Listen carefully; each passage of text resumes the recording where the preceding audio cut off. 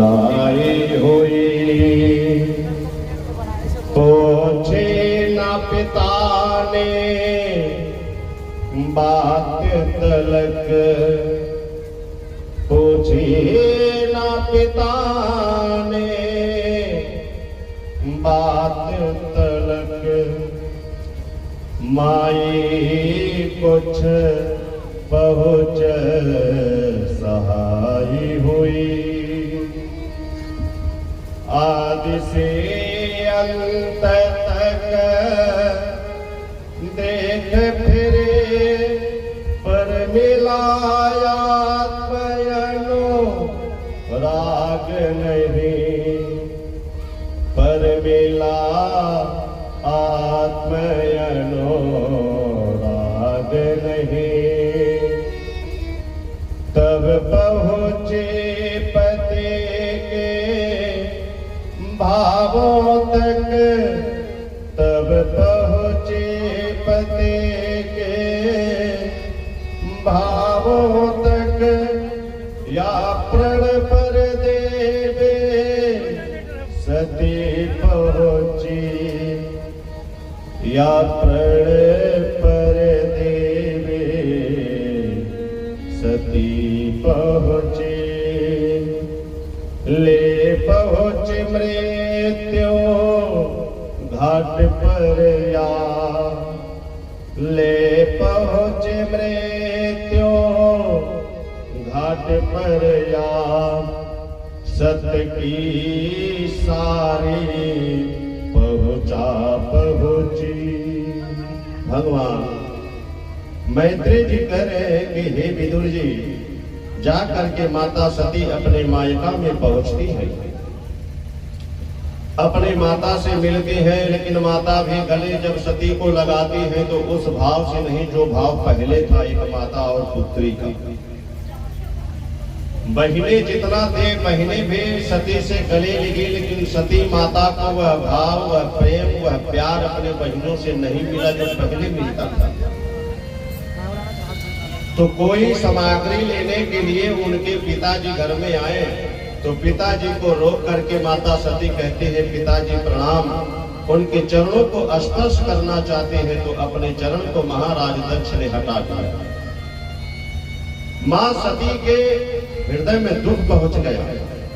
माता रोने लगी कि एक तो मेरे पिता ने मुझे निमंत्रण नहीं दिया, और दूसरी क्या बात है, ना तो मेरी माँ उस भाव से मिल रही है, ना तो मेरे पिता उस भाव से मिल रहे हैं, हमने क्या ऐसा कर दिया है।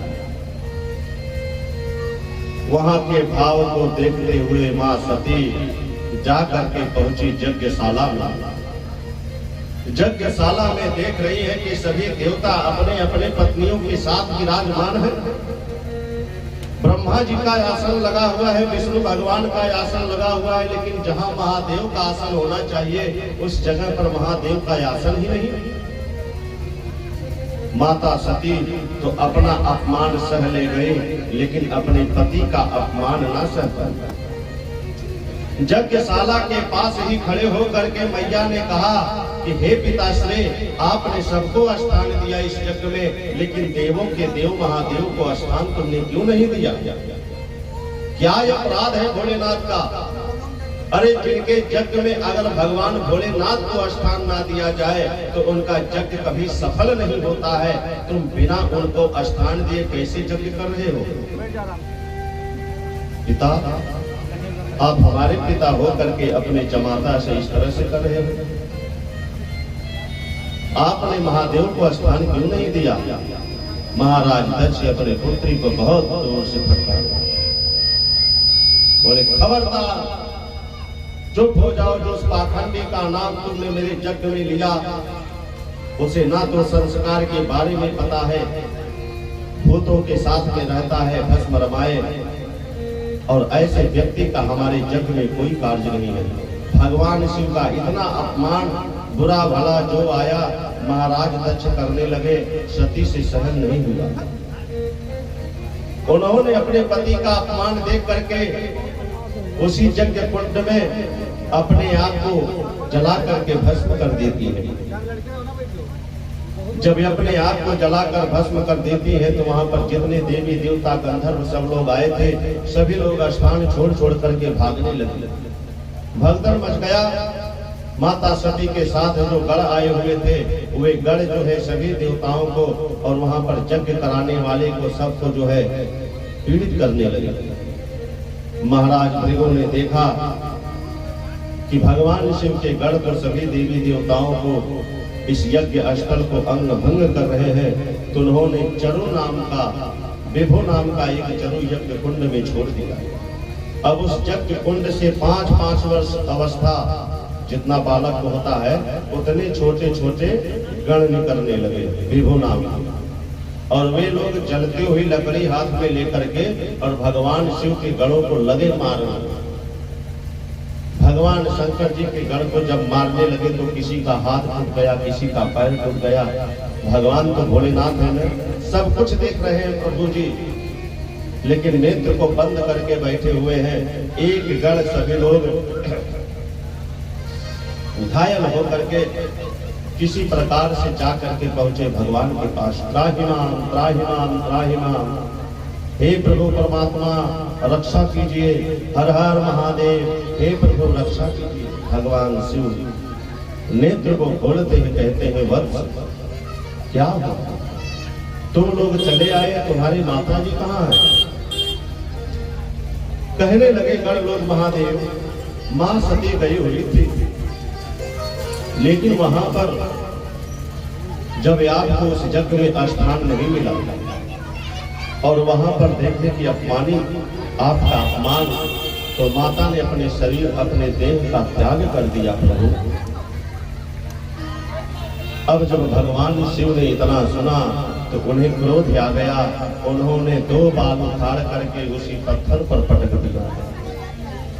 अब एक से भद्रकाली उत्पन्न हो गई और एक से भगवान शिव के गण महावीर भद्र उत्पन्न हो गए। दोनों लोग याद करके भगवान शिव को नमस्कार किए, प्रणाम किए और कहते हैं, हे पिताजी हमारे लिए क्या आदेश है? भगवान शिव ने कहा कि हे पुत्रों, तुम महाराज दक्ष के यज्ञ में जाओ और उनके दक्ष के यज्ञ में मल मूत्र का त्याग कर दो। उनका यज्ञ कभी सफल ना होने पाए, तुम ऐसा जाकर के वहां पर उपद्रव कर दो। अब सभी गण वहां जाकर के पहुंचे थे। प्रकट हुए तब रुद्रगण,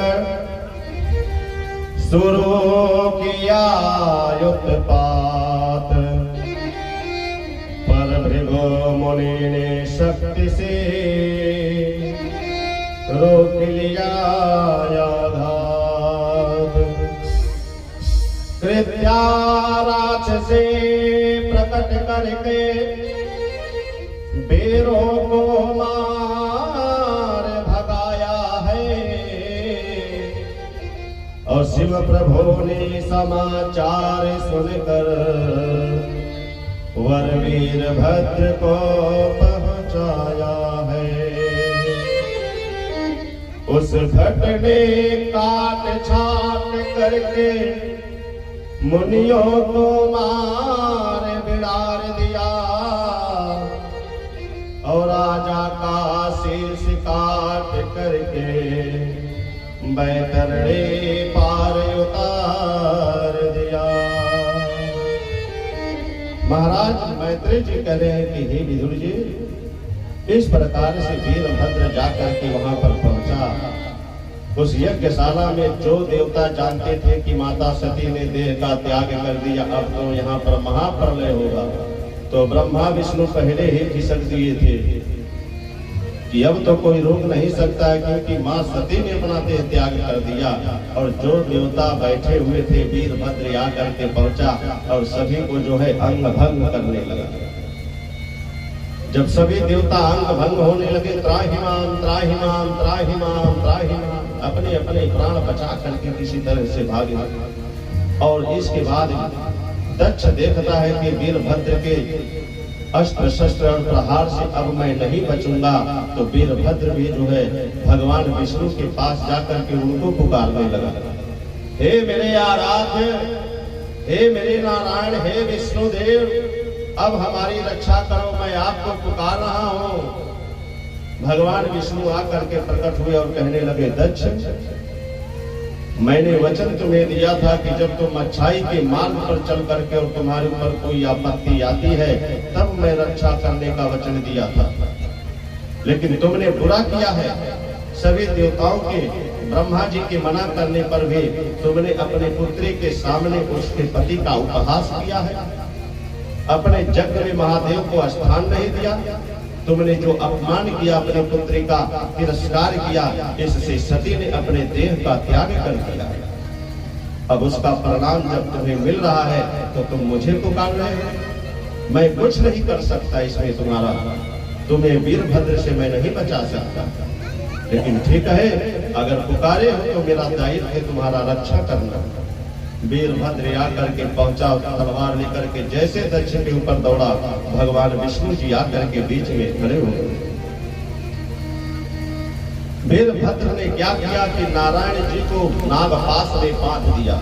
नारायण जी विवश हो गए और उसके बाद वीरभद्र को घसीटते हुए ला करके यज्ञशाला में पहुंचे। यज्ञशाला में पहुंचने के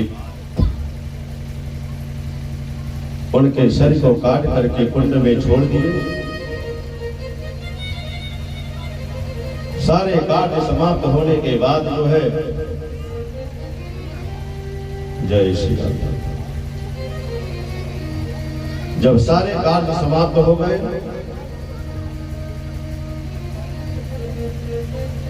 तो भगवान शिव जी वहां पर आए। भगवान शिव जी आने के बाद उस शरीर, जले हुए शरीर को लेकर के कैलाश पर गए और कैलाश पर सती के वियोग में भगवान शिव जी बहुत दिनों तक गए।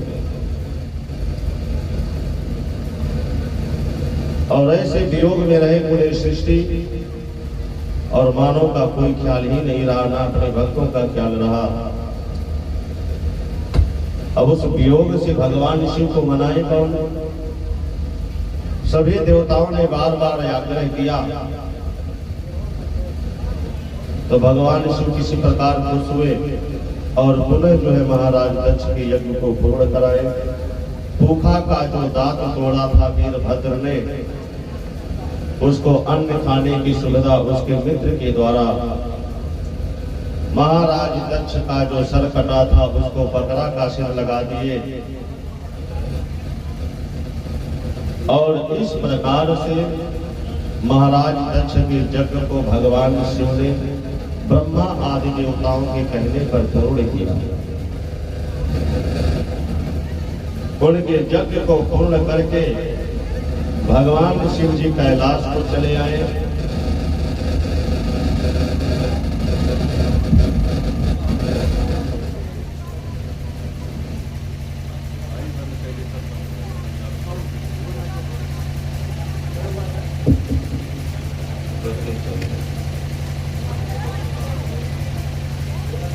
बोलिए वृंदावन बिहारी लाल की जय। महाराज दक्ष ने भगवान शिव का अपमान किया। जब उनका सर कट गया, बकरे का सर लग गया, तो हाथ जोड़ करके भगवान के चरणों में गिर पड़े और कहने लगे, हे महादेव, हमसे बहुत बड़ी भूल हो गई, हमने बहुत ही आपका अपमान किया और हमें ऐसा नहीं करना चाहिए था प्रभु। हे प्रभु, मुझे क्षमा कर दीजिए।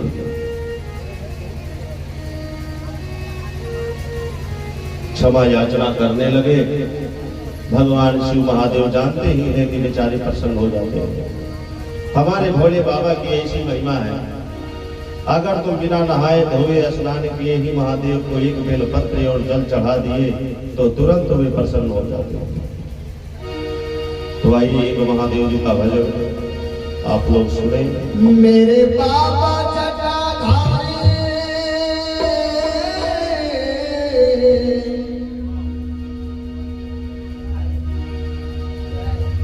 मेरे बाबा जटाधारी, कमाल हो गया तुझे जिसने जल चढ़ाया।